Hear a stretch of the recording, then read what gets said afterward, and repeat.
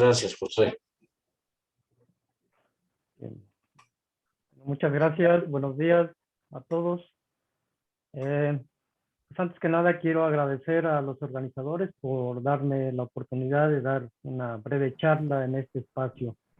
Permítame decir que, pues, y quizás es el motivo por el cual también me invitaron y yo se los agradezco, fui estudiante del doctor Enrique Ramírez de Arellano, por ahí por la segunda mitad de los 90. Y bueno, fue muy grato tomar clases con el doctor Enrique Ramírez. En aquellos tiempos, permítanme mencionarlo, pues como compañero estuve a nuestro estimado amigo Fermín y Araceli. Pues siempre fue grato tomar clases con el doctor Enrique. Le mando un afectuoso saludo y un caluroso abrazo por su cumpleaños y el festejo, que tenemos mucho gusto de estar aquí dando maravillosas pláticas. Espero yo decir algo que pueda resultar interesante para ustedes. A ver, no avanza, permítame. Okay. El título que tengo en esta plática creo que es demasiado amplio y en realidad yo solo quiero hablar de algunos núcleos reproductores de funciones holomorfas. En un caso particular, un espacio asociado a los núcleos reproductores y operadores de Theoplis en los espacios Polyberman concretamente.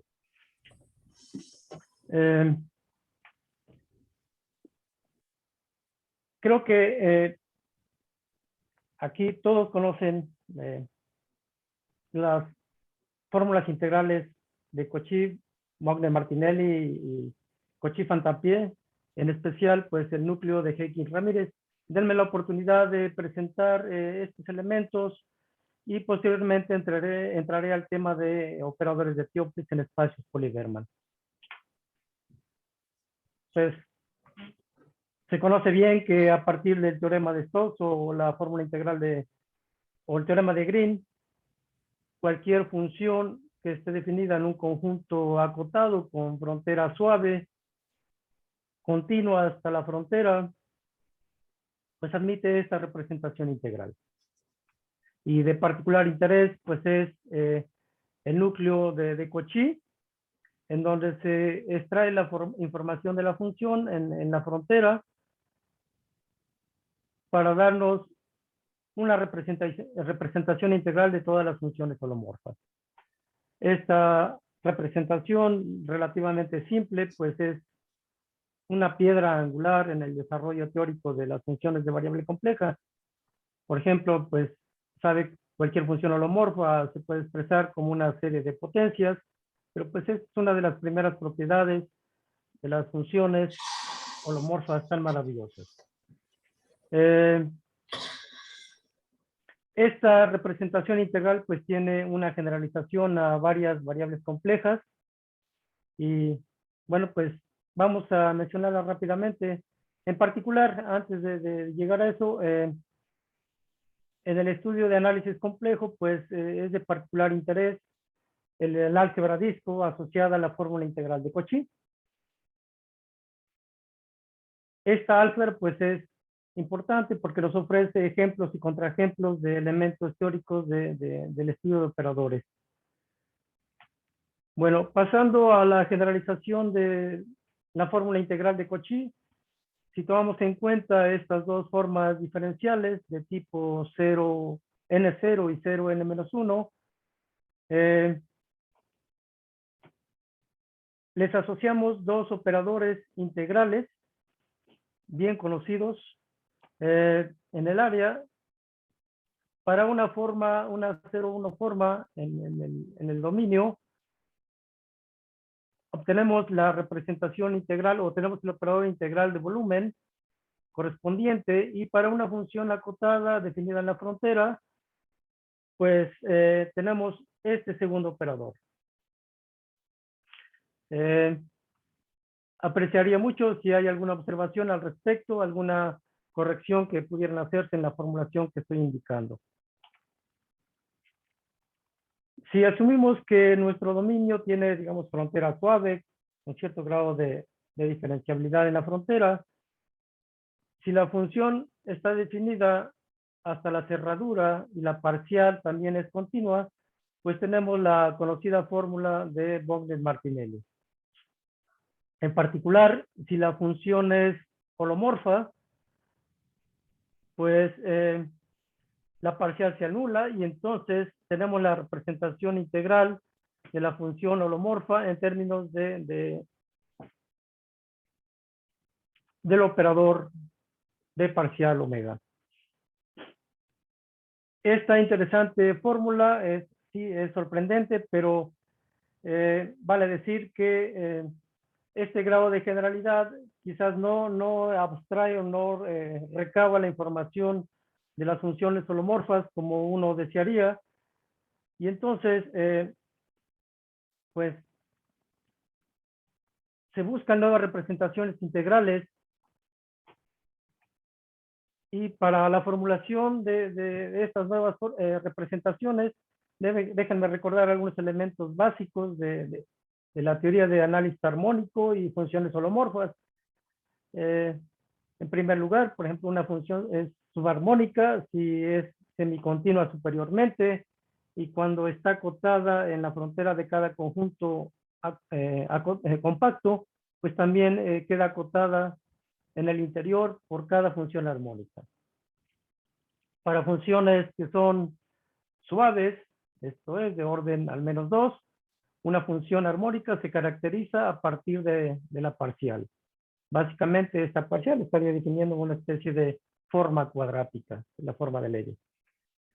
Bueno, diremos que la función es estrictamente subarmónica si la forma cuadrática es definida positiva. Y bueno, una función es plurisubharmónica si es semicontinua superiormente y por rayos complejos pues es subarmónica. Se restringe en líneas complejas a través de vectores, puntos y vectores en cualquier dirección que se indique.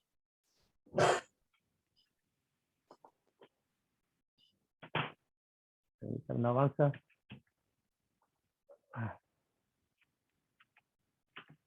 Ahí está. Bueno, un elemento importante en la teoría de varias variables complejas son los dominios de holomorfía. Esto obedece a que es bien conocido que las funciones holomorfas definidas en ciertas regiones, si no tienen ciertas condiciones geométricas, las funciones holomorfas se pueden extender más allá de su dominio. Entonces, un dominio de holomorfía, pues es exactamente un conjunto en el cual existe una función holomorfa que no se puede extender más allá de la frontera, en cualquier punto de la frontera. Esto implica cierto grado de simetría de los dominios y tiene diversas caracterizaciones y esto nos lleva a varios conceptos. Por ejemplo, un conjunto es pseudoconvexo si el logaritmo de la función distancia de z a la frontera del dominio, pues resulta ser una función plurisubharmónica. En particular, se dice que el dominio es estrictamente pseudoconvexo si la frontera puede caracterizarse, o al menos una vecindad de la frontera se puede caracterizar a través de una función plurisubharmónica. Y entonces tenemos las siguientes equivalencias.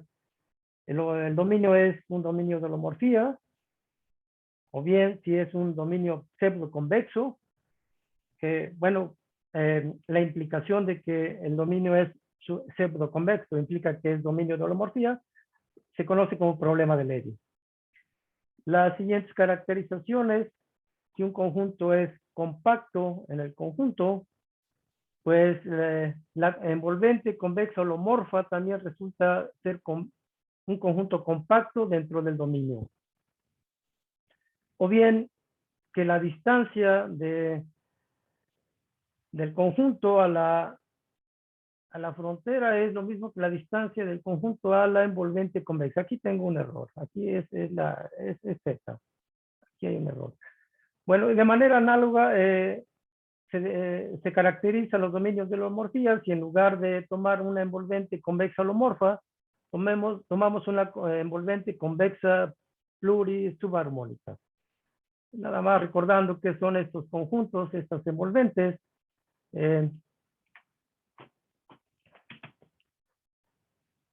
Están dadas de esta manera. La envolvente convexa holomorfa de un compacto es el conjunto de zetas tales que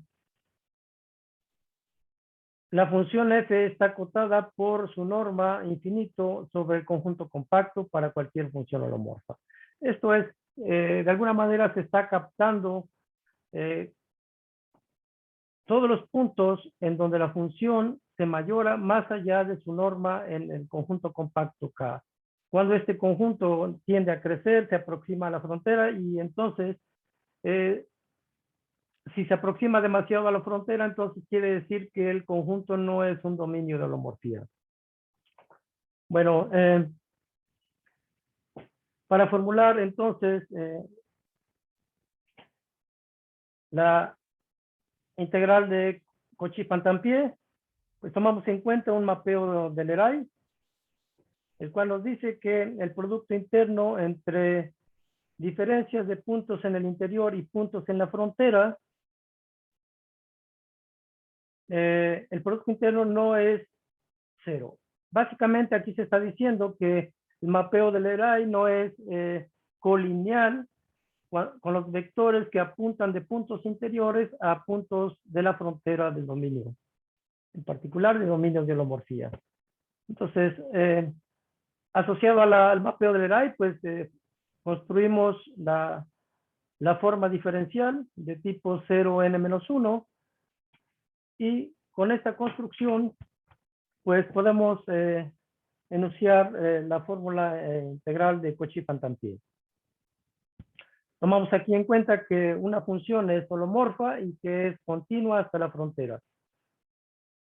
Bajo esas circunstancias, entonces, la fórmula de Cauchy-Pantampier, en un caso particular, nos está recuperando los valores de la función cuando se ponderan los valores de ella a lo largo de la frontera.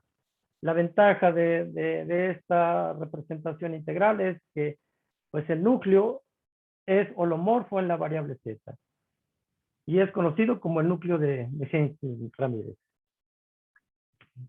Bueno, un saludo al doctor Enrique Ramírez.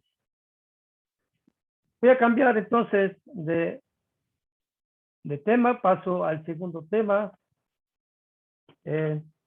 Las fórmulas integrales son muy amplias, diversas, y quiero hablarles de los núcleos de Berman y núcleos de los espacios Poli-Berman del semiplano superior.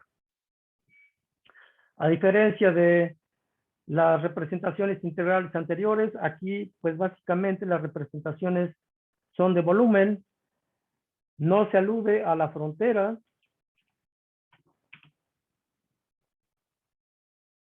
y en este sentido pues tienen otro grado de libertad. Consideramos en este caso el espacio de funciones holomorfas en el dominio omega, que aquí me restringo, bueno, puede ser en Cn, pero que son funciones cuadrado integrables. Bueno, la teoría general dice que cuando uno toma los funcionales de evaluación en este espacio, pues esto resulta ser continuos con la métrica L2. Entonces, a través del teorema de representación de Riesz se llega a la representación integral de las funciones en los espacios de Berman. De manera general, si se tiene una base ortonormal del espacio de Berman, entonces se tiene esta representación del núcleo del núcleo. Vale decir que, aunque esta representación es explícita, la suma se ha calculado solo en muy pocos dominios. En el disco y en el semiplano superior en particular, y de acuerdo al teorema de mapeo de Riemann, puede decirse que también se tiene una fórmula explícita del núcleo de Berman para dominios simplemente conexos de del plano complejo. Bueno, entonces, aquí tenemos los núcleos reproductores de los espacios de Bergman en el caso del disco. En el caso del semiplano superior, esto en una variable compleja y en varias variables complejas, fórmulas análogas para el núcleo de Bergman de la bola y del núcleo de Bergman del dominio de Siegel. Bueno, en este caso, los vectores en el dominio de Siegel se descomponen tomando en cuenta primero las n-1 coordenadas en la representación del núcleo. Pues, y el producto interno estándar del espacio euclidiano. Bueno, paso a ver los espacios Poly-Bergman del semiplano superior en particular. Aquí pues solo considero una variable compleja. Y me restringo exclusivamente al semiplano superior. Es decir, todos los números de parte imaginaria mayor que 0. El espacio Poly-Bergman de este semiplano pues consiste de todas las funciones cuadrado integrables que pues satisfacen la ecuación de Cauchy-Riemann a una potencia. Es una definición totalmente análoga a la que dio el doctor Nicolai para los espacios Poly-Fock en el día de ayer. Bueno, los espacios Poly-Bergman pues forman una sucesión creciente, entonces definimos los espacios Poly-Bergman puros, en donde simplemente tomamos el complemento ortogonal de un espacio en el siguiente, y lo denotamos de esta manera. Pues uno de los trabajos del doctor Nicolai pues es la representación del núcleo de los espacios Poly-Bergman puros que tienen pues esta forma. Estos espacios están relacionados a los polinomios de Laguerre y es de la siguiente manera.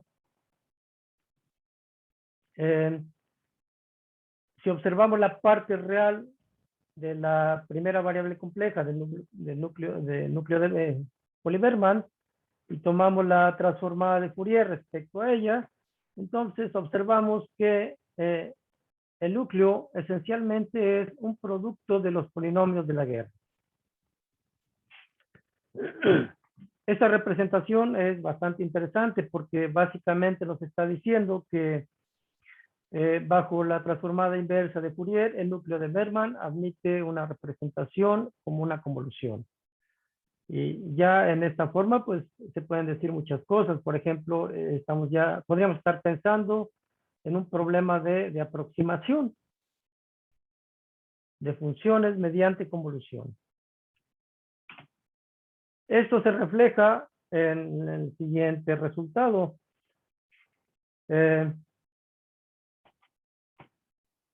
El espacio L2 del semiplano superior con la medida de Lebesgue es en realidad una suma directa de los espacios Poly-Bergman puros y los conjugados. Significa esto que cada función en el espacio Poly-Bergman la conjugamos y entonces nos da una función antiholomorfa. Desde luego, para cada función en el espacio Poly-Bergman se tiene la representación integral correspondiente. Cuando los espacios no son puros, pues cada espacio no puro es la suma directa de los espacios puros que le preceden. Bueno, mi interés es hablar de operadores de Toeplitz en estos espacios Poly-Bergman. Antes de eso, déjenme comentar que cada uno de estos espacios puros está relacionado con los espacios wavelets. Entonces, voy a dar una definición alterna de estos espacios, es decir, una identificación de ellos. Para esto, pues, vamos a ver el espacio, el semiplano superior, como lo vamos a identificar con el grupo afín. en donde el producto pues es bien conocido, está dado por esta forma. En el grupo afín consideramos la medida de Haar izquierda.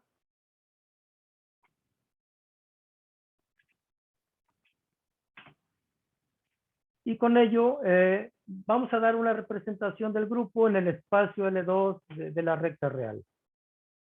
Entonces, a cada elemento del semiplano, que lo vamos a identificar con un elemento del grupo, le vamos a asociar un operador unitario que actúa en el espacio L2. Es básicamente una composición de dos operadores. El operador de traslación y un operador de dilatación. Esta representación no es reducible y resulta que los espacios de Hardy son los únicos subespacios invariantes irreducibles.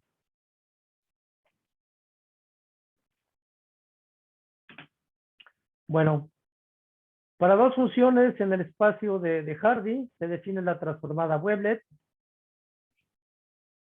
mediante la acción que tiene el grupo sobre el espacio y las componentes de las órbitas, en este caso de la órbita del elemento G, comparándolo con el vector H. Básicamente aquí estamos extrayendo las componentes de la órbita, de los elementos de la órbita de G en la dirección del vector H. Se dice que la función G es, en este caso, admisible si esta integral es finita, donde G gorro representa la transformada de Fourier. El propósito de esta condición es asegurar que respecto a la variable XY en el semiplano, la función resulte cuadrado integrable respecto a la medida de Haar izquierda. Bueno, entonces, cuando se toma una función admisible, el operador, la transformada de Webled, encaja el espacio de Hardy en el espacio L2. Bueno, eso nos lleva a relacionar los espacios Poly-Berman con los espacios Poly-Webled, los cuales se definen en casos particulares de funciones admisibles. ¿De qué manera? Bueno, construimos esta función a través de los polinomios de Laguerre. Tomamos la transformada inversa de Fourier y entonces lo que conseguimos son funciones admisibles. Tenemos una colección numerable de funciones admisibles. Con cada una de ellas, pues, calculamos, tomamos en cuenta la transformada Webled correspondiente y la imagen de los espacios de Hardy en el espacio L2 del semiplano con la medida de Haar.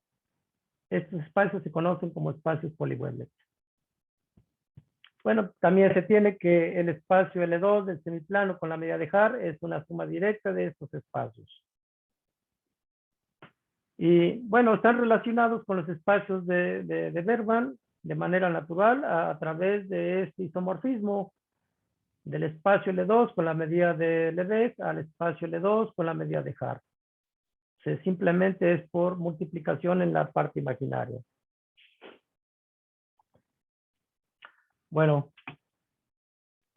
estudiar los operadores de Toeplitz en los espacios de Poly-Berman se puede llevar a cabo también estudiándolos en los espacios Poly-Webled con la ventaja de que podemos usar teoría de representación.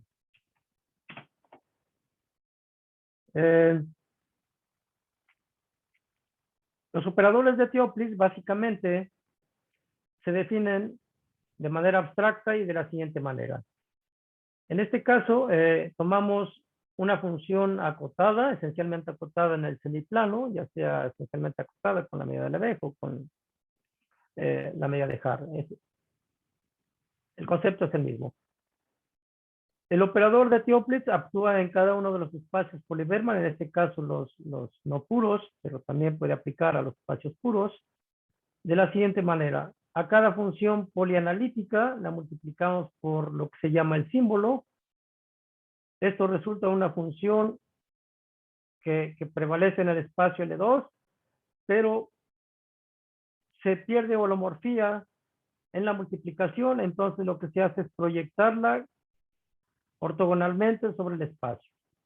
Esta representación, bueno, la proyección puede llevarse a cabo con la representación integral de la proyección.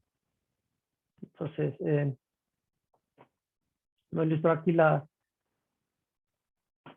fórmula explícita de la proyección ortogonal, pero pues admite una representación integral con el núcleo Poli-Berman. Me interesan en particular dos clases de símbolos. Los símbolos se conocen como verticales, los cuales dependen exclusivamente de la parte imaginaria y que tienen límites en cero y en más infinito. La otra clase de símbolos son los homogéneos, que dependen básicamente del argumento de la variable. Y también se le piden límites en cero y en pi. ¿De dónde salen estos símbolos? Bueno, esto tiene que ver mucho con los trabajos del grupo de análisis del Departamento de Matemáticas y los colaboradores. Se trata de estudiar operadores de Toeplitz que resulten álgebras conmutativas. Bueno, entonces se han clasificado los símbolos que producen álgebras conmutativas y se conocen tres tipos de símbolos asociados a biolomorfismos maximales del semiplano superior o en su defecto del disco. En este caso yo estoy considerando solamente dos tipos de símbolos y bueno, existen trabajos análogos en la bola y ahí se encuentran 5 tipos de símbolos que producen álgebras de operadores de Toeplitz conmutativas. Tomo estos símbolos para estudiar operadores de Toeplitz en los espacios Poli-Berman. Entonces, antes de escribir hasta isomorfismo los operadores de Toeplitz, se identifican primero los espacios Poli-Berman puros. Toman en cuenta aquí los polinomios de Laguerre y las funciones de Laguerre asociadas. Estas funciones forman un conjunto o una base ortonormal en el espacio L2. También se toma en cuenta la transformada de Fourier y este operador asociado a un cambio de variable en el semiplano superior. Bueno, entonces, tomando en cuenta el operador unitario, en donde se está tomando básicamente la transformada de Fourier respecto a la variable real, en este producto tensorial, podemos identificar el espacio L2 como un producto tensorial de L2 de la recta con los números reales positivos. Bueno, entonces, este operador unitario identifica de manera muy clara los espacios Poli-Berman del semiplano superior. Nos dice que cada espacio Poli-Berman se transforma a el producto tensorial del espacio L2 de R con el espacio unidimensional generado por la función de Laguerre. Esto se lleva a cabo a través de una transformada del tipo Siegel-Barman. Ya con esta identificación podemos percatarnos que, dado que este espacio está fijo, esencialmente este espacio es el espacio L2 de R+. Es decir, el operador U identifica el espacio L2 de R+, con el espacio Poli-Berman. Bueno, con esta identificación podemos llevar a cabo también una identificación de los espacios Poli-Berman no puros. Entonces, cada espacio Poli-Berman no puro se puede identificar con el espacio L2 de los reales positivos a la enésima potencia, es decir, el producto cartesiano del espacio. Bueno, entonces, esto ya nos permite transformar cada operador de Toeplitz hasta equivalencia unitaria con operadores en el espacio L2 a la n. Mediante esta equivalencia unitaria tenemos que el operador resultante es en realidad un operador de multiplicación con una matriz que está definida en el producto tensorial de las matrices de n por n con las funciones continuas en la compactificación de los reales positivos. Específicamente, las entradas de la matriz están dadas en términos de las funciones de Laguerre.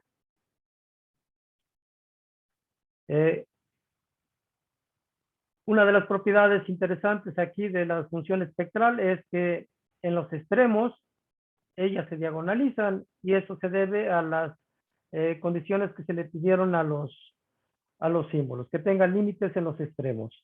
Esta es una condición bastante restrictiva, vale decir, pero tiene las ventajas de que nos permite identificar el espectro del álgebra generada por todos los operadores de Toeplitz.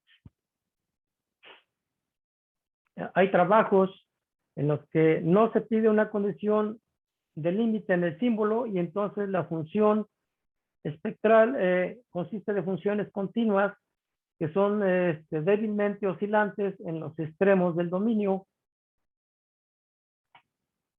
Pero me interesa este caso particular. Bueno, resulta que el álgebra generada por todos los operadores de Toeplitz con símbolos verticales se puede identificar con todas las matrices n por n con entradas funciones continuas en cero infinito y que se diagonalizan en los extremos. Algo bastante interesante es que esta álgebra se puede generar por un número finito de operadores de Toeplitz, más o menos del orden de 4 veces la dimensión. Déjenme explicarles más o menos cómo se llega a este resultado. Tiene que ver mucho con el teorema, con una versión generalizada del teorema de Stone-Weierstrass. Pero aquí se aplica la versión no conmutativa, que más o menos dice lo siguiente. Vamos a considerar de dos álgebras estrellas, B una subálgebra de C, y se asume que la subálgebra separa todos los estados puros del álgebra mayor. La conjetura es que bajo esa condición, las dos álgebras coinciden. La versión clásica del teorema de Stone-Weierstrass pues, consiste en separar puntos del espacio compacto donde están definidas las funciones continuas. Aquí tenemos matrices. Bueno, esta conjetura la demostró Ivan Kaplansky para álgebras de tipo TCR, completamente continuas. En nuestro caso, estamos pensando en el álgebra generada por los operadores de Toeplitz o en su defecto, el álgebra generada por las funciones espectrales, las funciones gamma. Los estados puros tienen una forma muy simple. Están definidos por cada punto del dominio y por cada vector en la esfera. Es decir, un vector en Cn de norma 1.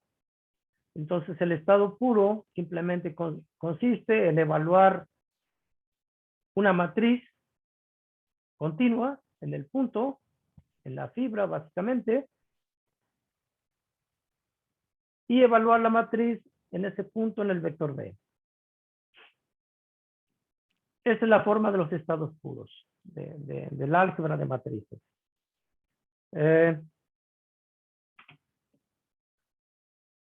Bueno, resulta que cuando se considera el álgebra generada por las funciones espectrales que se identifican con los operadores de Toeplitz, los estados puros se pueden separar simplemente considerando funciones o símbolos verticales de este tipo. son características de intervalos desde 0 hasta números positivos. Bueno, el número de símbolos verticales para separar todos los estados puros es exactamente 4n menos 2. Un trabajo análogo es tomando en cuenta los símbolos homogéneos y pues básicamente hasta isomorfismo el resultado es el mismo. Se toman símbolos homogéneos y el álgebra de operadores de Toeplitz correspondiente en el mismo espacio Poly-Berman no puro. Bueno, el álgebra de operadores de Toeplitz en este caso es isomorfa a todas las matrices n por n con entradas funciones continuas en la compactificación de los números reales con 2 puntos. También, en este caso, el álgebra se puede generar por un número finito de operadores de Toeplitz. El método es más o menos el mismo. En este caso, el espacio L2 se expresa como un producto tensorial usando coordenadas polares y en lugar de la transformada de Fourier, pues utiliza la transformada de Mellin. Bueno, el espacio L2 bajo este operador unitario, que es el producto tensorial de la transformada de Mellin y el operador identidad, nos permite identificar los espacios Poly-Berman puros con sus respectivas imágenes.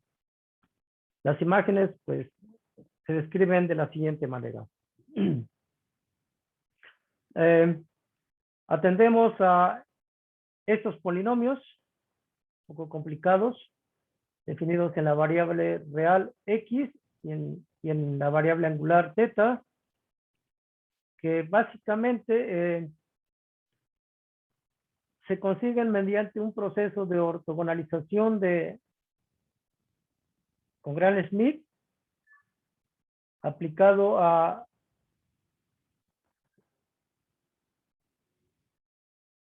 las funciones, a las potencias de z, con esta medida de probabilidad. Entonces, eso nos lleva a estos polinomios y, por lo tanto, tenemos la descripción hasta isomorfismo de los espacios Poly-Berman usando coordenadas polares. Entonces, la imagen de cada espacio Poly-Berman puro bajo el operador unitario puede escribirse como el conjunto de funciones de este estilo. Nuevamente,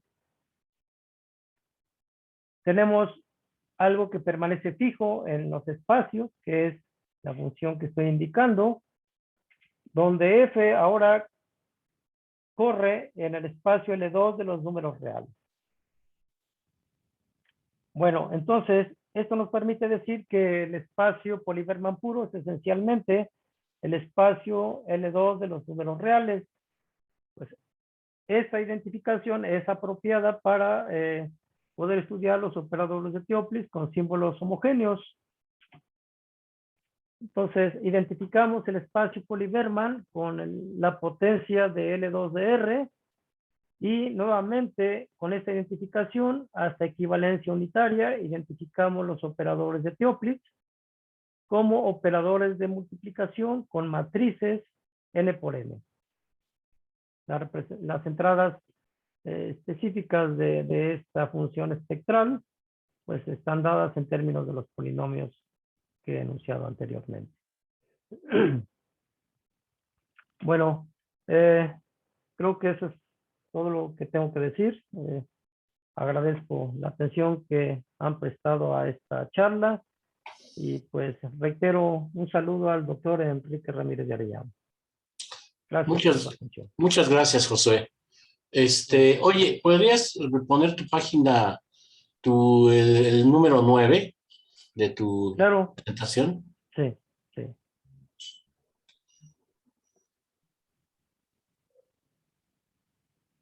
Sí. Muy bien. No, nada más así quería yo hacer hincapié en que luego resulta, cuando uno ve los libros de varias variables complejas, ¿de dónde resultan estas equivalencias? Y resulta que si uno agarra el libro de Vladímirov, de varias variables complejas, y uno ve la parte de convexidad lineal, resulta que en convexidad lineal existen estas equivalencias, nada más tomando la familia de las funciones lineales. Cuando uno simplemente cambia la familia de las funciones lineales por las variedades dadas por funciones holomorfas, eso fue un trabajo que se dijeron, a ver si estas equivalencias permanecen. Y sí, resulta que estas equivalencias son prácticamente análogas. Aquí nada más, en lugar de considerar funciones lineales, consideramos funciones holomorfas. Entonces, ese es el origen de todas estas equivalencias, un origen muy bonito. Nada más quería hacer ese comentario. Pero ¿alguien más quiere hacer comentarios o preguntas?